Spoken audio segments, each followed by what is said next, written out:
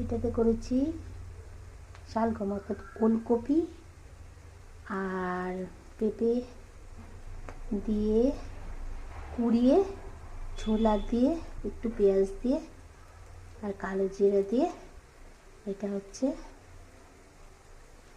বাটা, মানে হচ্ছে ওলকপি আর পেঁপে বাটা।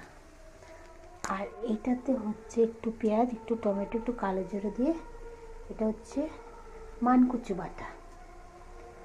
আর করব মাছের ঝোল, আর আছে বেতো শাক ভাজা আর চাটনি। এটা হচ্ছে আমাদের সোমবারের আজকে দুপুরবেলার খাবার মেনু। এবং ফুলকপি আর আলু দিয়ে যে মাছের ঝোল করবো এটা আপনাদের দেখাবো, ঠিক আছে?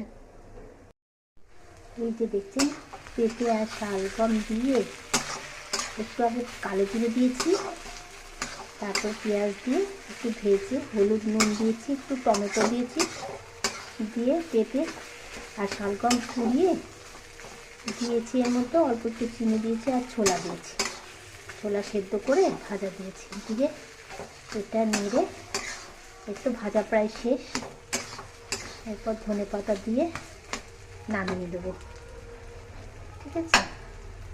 আর এটা কচুটা একটু,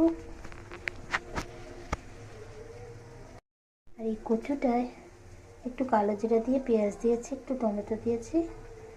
এইবার কচুটা মানকচুটা দিয়েছি, দিয়ে নেড়েছি। কচুটাও প্রায় হয়ে এসেছে, ঠিক আছে? এবং এটাকে একটু খানিক অল্প একটু সামান্য চিনি দিয়েছি আর কাঁচা লঙ্কা দিয়েছি, দিয়ে নামানোর আগে একটু কাঁচা তেল দিয়ে দেবো, তাহলে দুটোই আমার রান্না শেষ। তারপর পেঁপে শাক ভেজেছি, চাটনি করেছি, ওটাও আপনাদের দেখাবো। আর একটু ফুলকপি দিয়ে, ধনে পাতা দিয়ে, আলু দিয়ে কাটা পোনা মাছের ঝোল করবো, হয়ে যাবে।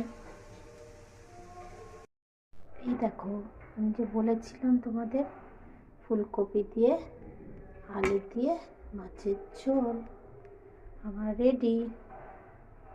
তারপর খাওয়ার সময় তোমাদের পুরো মেনুটা দেখাবো, ঠিক আছে?